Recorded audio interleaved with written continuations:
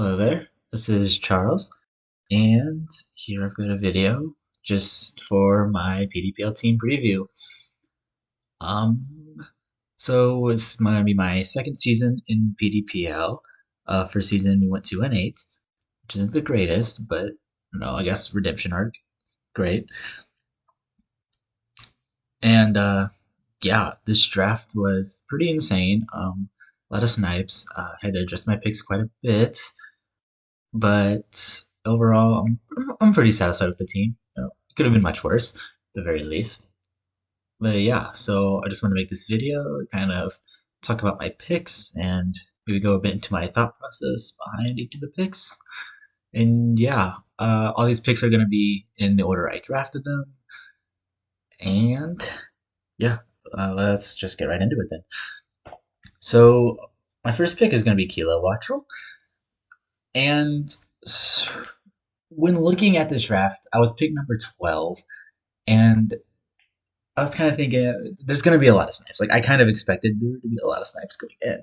So I was like, okay, well, if I can get like a consistent uh, tailwind setter, and if I can get like a consistent screen setter, like theoretically, like everything, like anything can work behind those. Like anything's value, like even the tier fives, like they might not be like the great mods, but they're behind screens, they're tailwind. All of a sudden, their value gets bumped up, and I think that's pretty valuable in terms of just getting sniped a lot, because then all these higher level picks are going to be contested by tier sixes, tier fives, and all this stuff.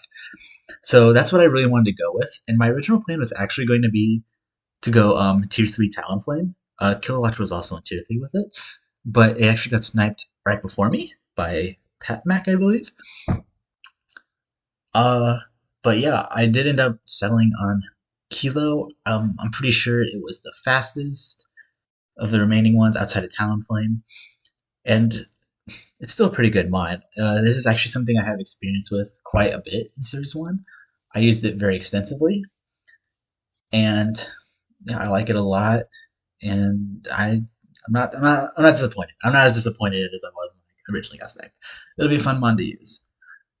But on to the next mod, and as I was saying, I wanted a screen setter, a consistent screen setter. Originally, I was going to pick Morgrim next to the Talonflame, but Talonflame kind of went, and my Tailwind setter kind of went down in value. So I decided to splurge a bit more and to get a bit better screen setter, and thus Klefki became to be on my team. Not only is that, but Klefki also gives me a steel type, gives me a fairy type, which is, I mean, looking at some of the other teams, and well, not even the other teams, but like looking at the draft, like from this point on, this really was very nice and very helpful for me, and it really gave me a lot more freedom. So while it wasn't my original pick, I think this pick ended up working quite a bit better for me. And yeah, I have experience using this mon in NBC, where it just kind of came in set screens a lot and was just generally really annoying. And I'm excited to use it on a solo team. But next pick is going to be Clawitzer. Now, by the time I drafted Klefki, Klotzer was on my radar. It was not going to be my next pick. My next pick I actually wanted was Iron Moth, but auto sniped that.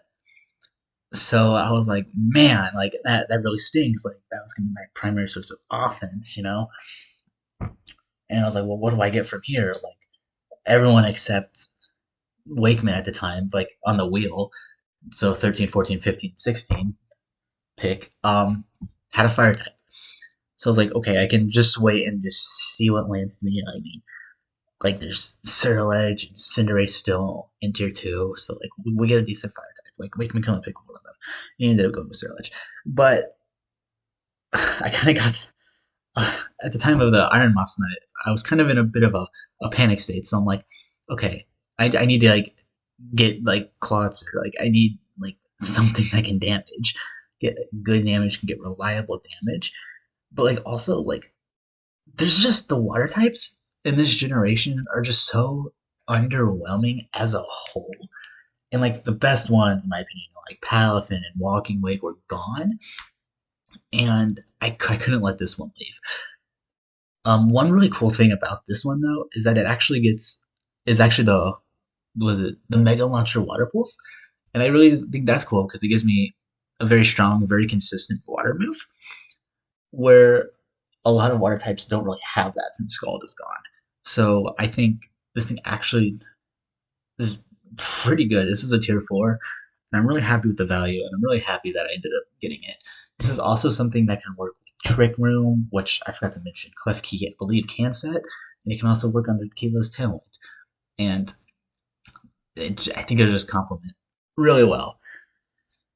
And I've never used this mod before, but I've seen good usage out of it from other people. And yeah, my next pick is going to be Colossal. Now, this is with tier 5. And like I said, Sterilage ended up going on the wheel. So I had Cinderace as an option. And I very, very heavily considered this. But I had some major issues with Cinderace. One of the issues was obviously Pyro Ball. Like, I mean, that move's so good. It's really cool. It's very like inconsistent, and it misses a lot.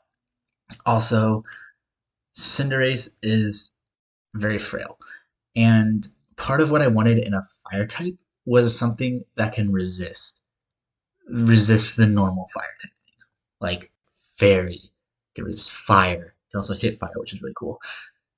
And what the other one, like ice, which come into play later in my draft. But like Cinderace can't really switch into those things. Like it can hit those things, but it can't consistently switch in. And frankly, with Pyro Ball, it's not even consistently hitting them. So this is why I thought Colossal was just very intriguing. I guess is the best word. Like it's a tier 5. It does what I want it to do as a fire type. On top of this, I mean, they can go into Trick Room. It has a good Trick Room speed tier, and I did actually use this in the first one of the first Gen 9 draft leagues that Sandbox held. It was just open draft, and this thing actually really surprised me and had it on there, and I thought it did really well, and I think it'll do very well on this team as well. But on to the next pick, Sandaconda. So Sandaconda was actually on my radar before the draft started. This thing is a tier 6 ground type. The ground types in this gen, few, not a lot. And this one, in my opinion, is one of the best tier 6s. It was one of the best tier 6s, like, period. And it also just functions really well as a ground type. What this thing like gives me, it gives me, I mean, one, I mean, I'll stop saying this after this, but it gives me a good ground type. It also gives me Disquake.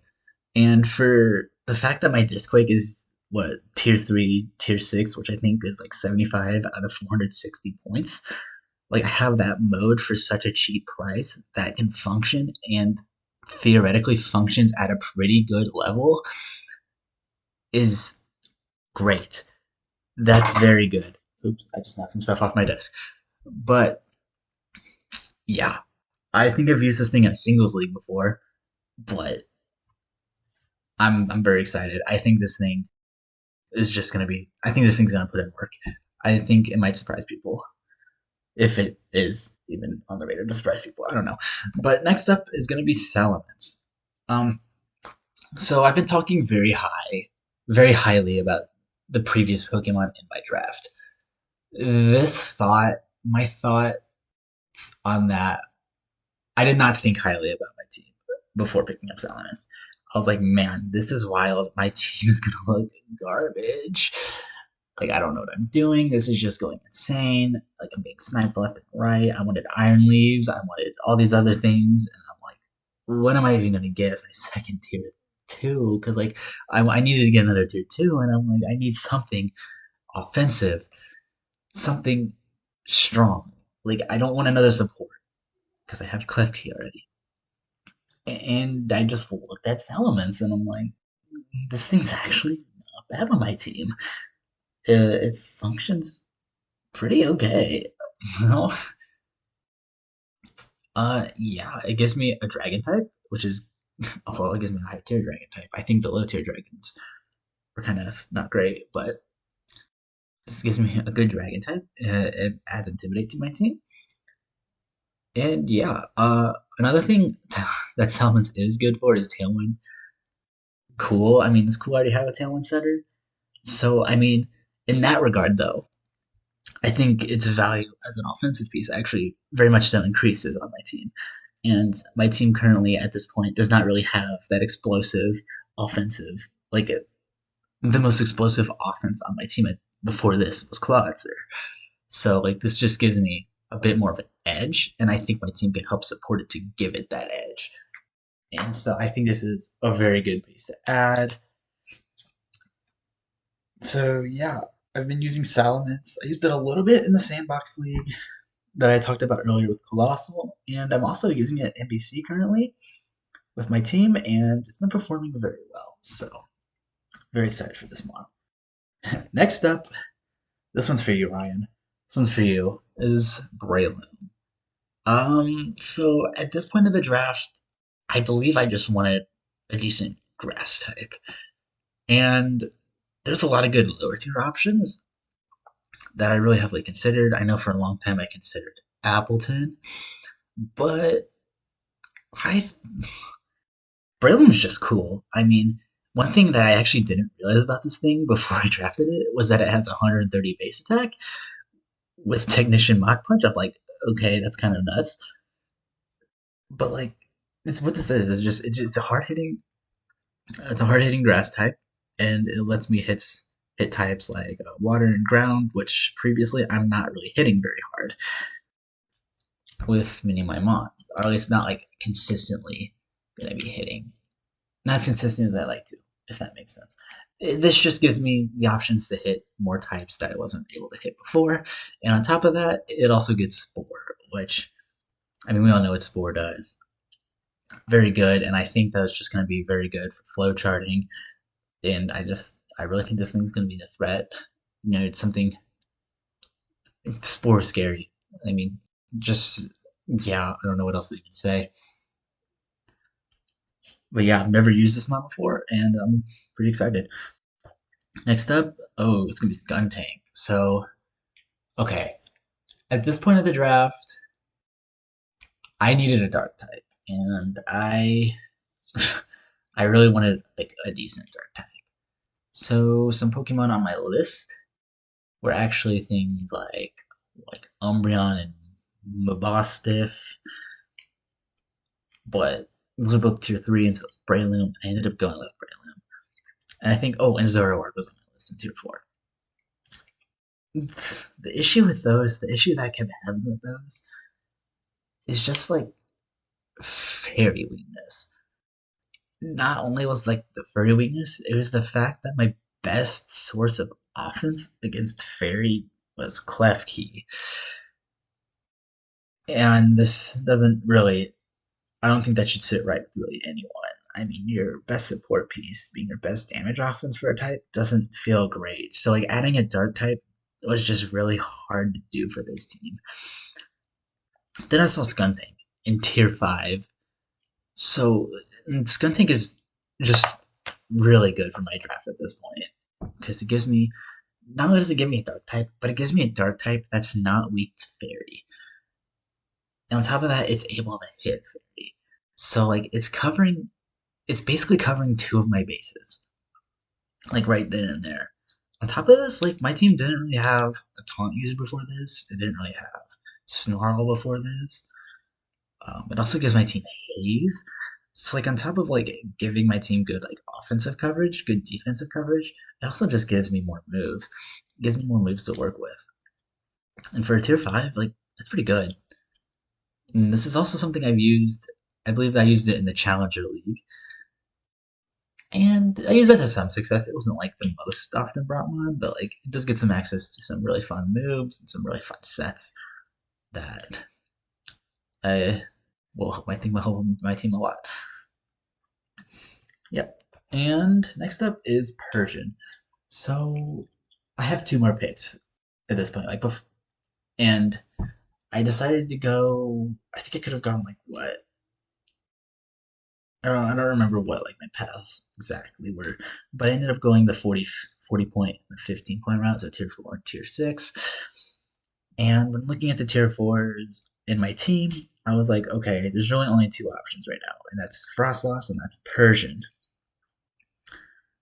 Frostless. What did I say? Okay.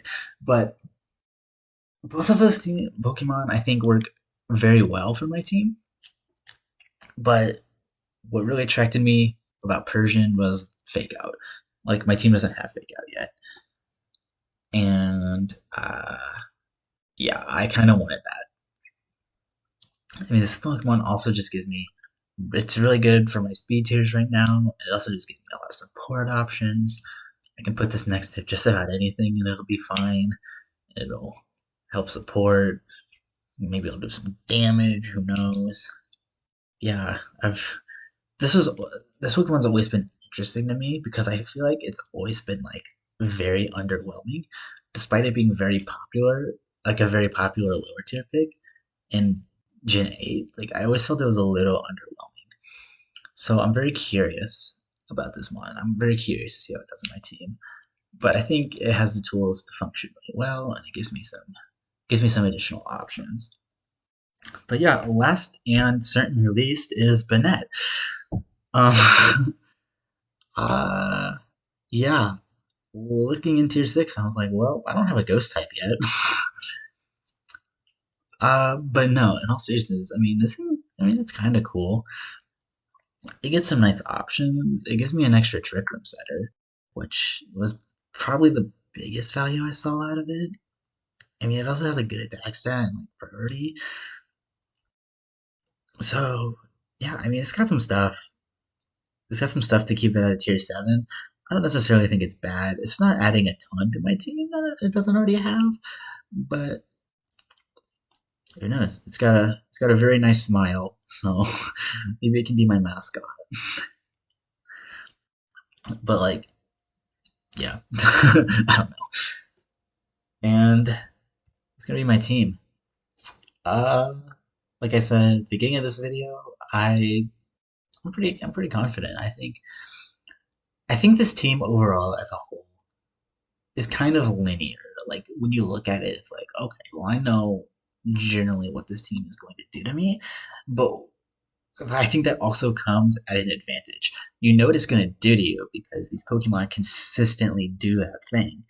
Like, you know that Kilowatts was probably going to set Tailwind in front of you because it's really good at doing that. Breloom probably going to threaten Spore on you. It's really good at doing that. So, like, while my team is linear, it's really good at what its roles are. But like, so maybe Bennett, but Bennett doesn't count.